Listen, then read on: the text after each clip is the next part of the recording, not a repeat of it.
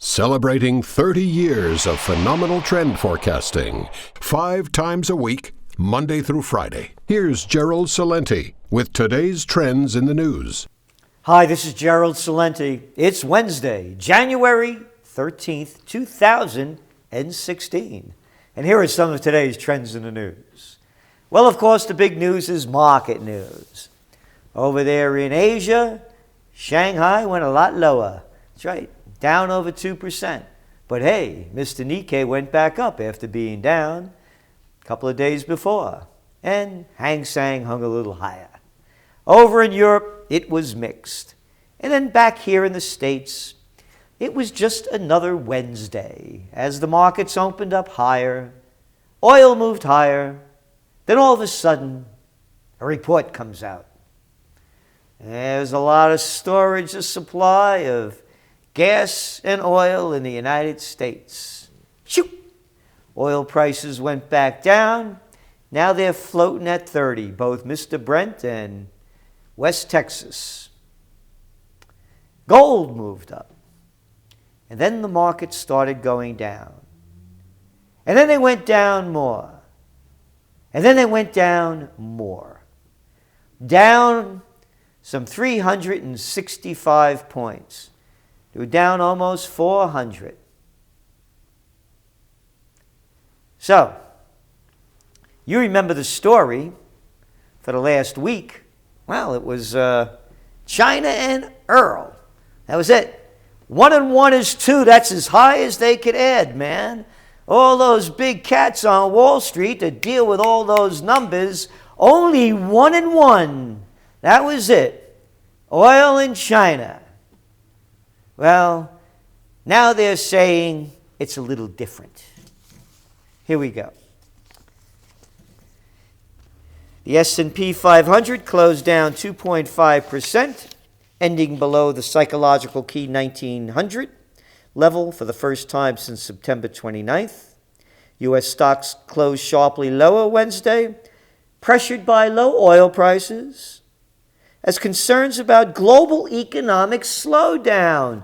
Whoa, hey, bah, it's only January 13th.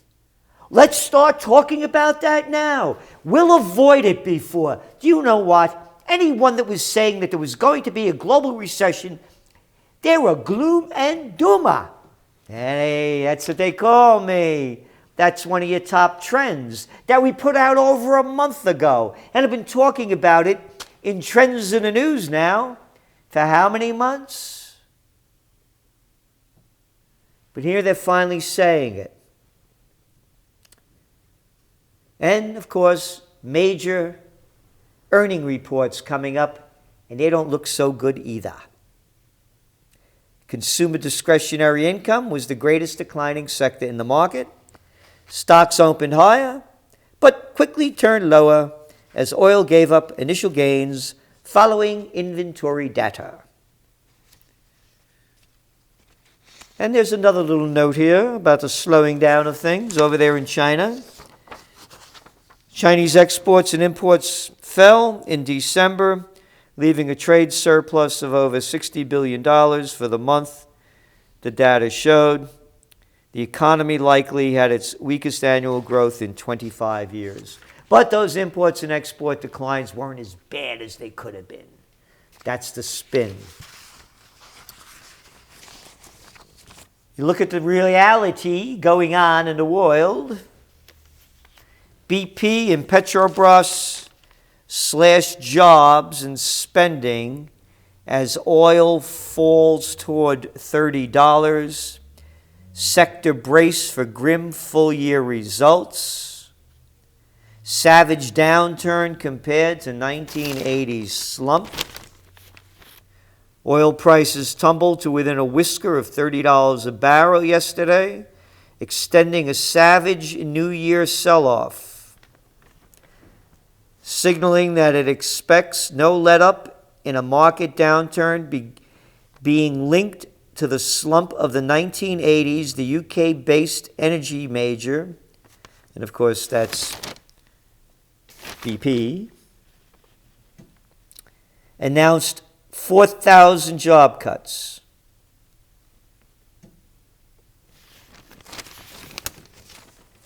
And of course, Petrobras in Brazil.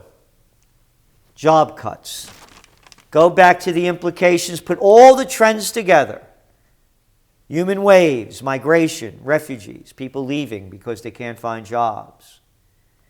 Geopolitical and social unrest. As economies decline, as markets go down, as currencies crash, protests resume in Sao Paulo. Demonstrators in Brazil's financial capital, Sao Paulo, took to the streets again on Tuesday, protesting an increase in bus and transit fares. Amid a prolonged nationwide recession, the military police fired tear gas and used stun gun grenades to disperse the mostly peaceful crowd.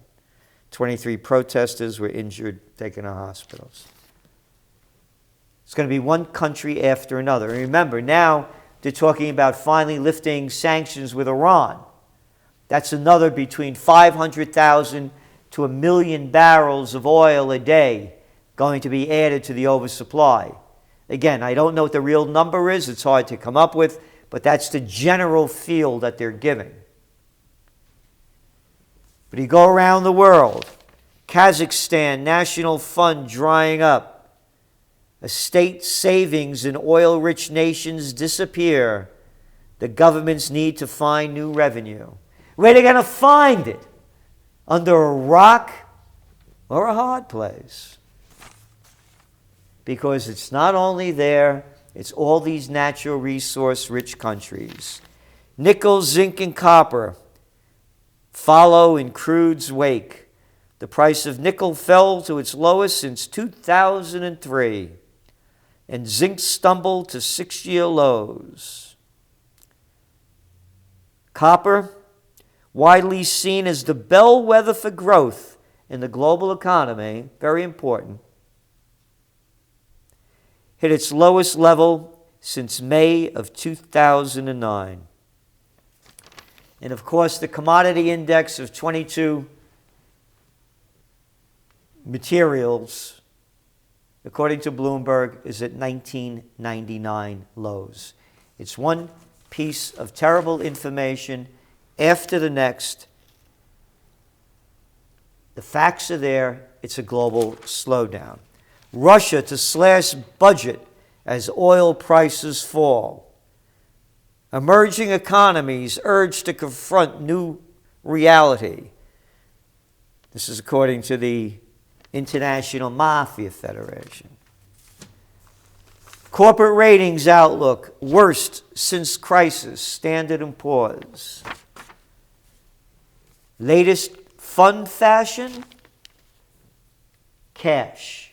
And you know why? Sprint deals with junk bond troubles. To understand the severity of the mood swing in junk bonds, take a look at Sprint. Goes on to say, 2 years ago, the wireless carriers were celebrating the sale of $6.5 billion in junk bonds. Those bonds sold at par 100 cents on the dollar, but they're now trading near 75 cents. Now let's go back to the energy. Let's go back to the resources. Let's go back to the emerging markets. Let's go back when people invested in bonds because they were getting nothing in interest rates. And now those bonds are turning sour. And of course, the currencies are declining, and the companies and countries in emerging markets have to pay back that debt with more dollars because the dollar is going up. This was Monday. Arch Coal Inc., the nation's second largest coal mining company, filed for bankruptcy. Reported it had $6.5 billion in debt and $5.8 billion in assets. Which brings us to, that's why you're a subscriber to the TrendsJournal. Our Trends This Week Trend Alert. That's right. This is written yesterday, last night, while the markets looked like they were moving up, and of course they opened up. Trend alert. Market bounce. Oh, come on now. That ain't even bullshit. That's horse shit. Well, actually, we said bullshit, but we have to be proper. We only said BS. Market bounce BS. The panic is on. Ironic. I coined the term the panic of '08, took out the domain name in November of 2007. And then on December 30th, 2015, I announced on Trends in the News the panic of 2016. Isn't that ironic? Basically 8 years later, 8 and 8, it's 16. So that's our trend alert. And in this trend alert, we pointed out our forecasts, but also a trend tracking tip. This is why society is so tuned out. Now remember, we just went through the first week of the new year. The Dow was recorded the worst in its history. The worst in its history. So, you pick up Saturday's newspapers. The worst in its history, oil's down 11% on the week. And by all indications, going lower. The Asian markets are in turmoil. Here's the headline story in the Wall Street Journal. Bad week for stocks dims outlook. Bad week for stocks? How about the worst first week of the new year in recorded history? And then they have this big photo down at the bottom, right under this, of this madman pointing a gun and shooting a cop in a car in Philadelphia. So that's where your eye goes. You missed the story, right? Not that only, probably about $3 trillion was wiped out of the equity markets in the first week. Like 1.4 trillion here, another trillion in China, plus around the world. Dim outlook. What dimwit wrote that? New York Times, front page. And they got that drug lord, and boy, did they go on and on with that day after day. That Mexican drug lord. And that guy, Sean Penn, page after page. Here's the story. December gains wrap up 2 years of strong hiring, most jobs since 1990s. This is your trend alert. I'm saying this so you become aware of how they manipulate the mind and set you in a direction so you don't see the severity of things they don't want you to see. Because here's where the toilet paper of record finally put the story. The next to the last page, down at the bottom here, as they cover it all the time, nothing special. Next to the last page in the B section, the business section, market slides to worst week in 4 years. Markets slide to worst week in 4 years. A wave of selling pummeled United States stocks on Friday and pushed the market to its worst week in 4 years. That's it.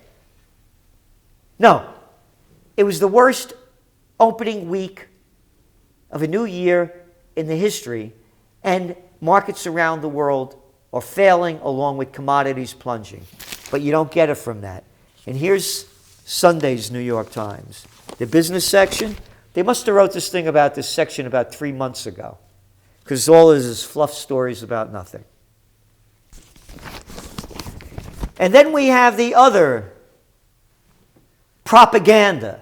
Let's not get excited. Don't be a gloom and doomer, folks. Yeah, if you saw Obama's speech last night to the nation, that's about what he said. Here we go. Front page of the toilet paper. Obama urges U.S. to embrace change. Yeah. It was like this guy was running for president and hadn't been there for 7 years and did nothing. Change? Yeah, as in hope and change you could believe in, folks. Because that's what he gave you. Yeah. And listen to what he says about people like myself. Anyone claiming America's economy is in decline is peddling fiction. And there's a big applause. Yeah, you should know about peddling fiction because that's all you've ever peddled. You're not a man of your word and your track record proves it. Folks, I'm going to close Guantanamo. It's only 7 years ago, but I can say any kind of crap I want. And the people will believe me because I keep going. I told you earlier, all that talk of America's economic decline, political hot air. Yeah, you should know about hot air. And the rest of you Washingtonians that just keep farting it out every day. Hot air, huh? How about looking at the markets? How about looking at the facts? America's in economic decline by every standard. And then he goes on to champion the Trans-Pacific Partnership. Wage growth, nothing. Labor force participation rate, back as it was in the late 70s when there weren't a lot of women in the workforce as there are today. Jobs that are being created, health, education, social services, non-productive, jobs that we pay for as taxpayers. Waiters, bartenders, and waitresses. He brags as they destroyed our manufacturing base. Doing great, huh? Hey, how about that home ownership rate? Back down to the 1960s. How about half the population under middle class? How about median household income back to 99 levels? 1999. A fraud, a liar. Hey, he's the president of the United States. Get in line with the rest of them. The Bushes, the Clintons, and the new one that's coming along. As I said, you know the motto of the TrendsJournal, the TrendsResearchInstitute, taught to me by my dear father, may his soul rest in peace. Anytime I was shooting my mouth off about something I didn't know, he'd look over at me as he was driving along, and he'd say in Italian, "Pappagallo, parrot, stop repeating what everybody else is saying and think for yourself." So you think for yourself, read for yourself, learn for yourself. I only could suggest to you, the panic is on. How bad will it get? How long will it extend? Will they come up with new schemes undreamed of to stop the crash? I don't think they're going to be able to. I think this is just the beginning, and it's going to get much worse. Prepare, prevail, and survive. This is Gerald Celente, and that's some of today's Trends in the News.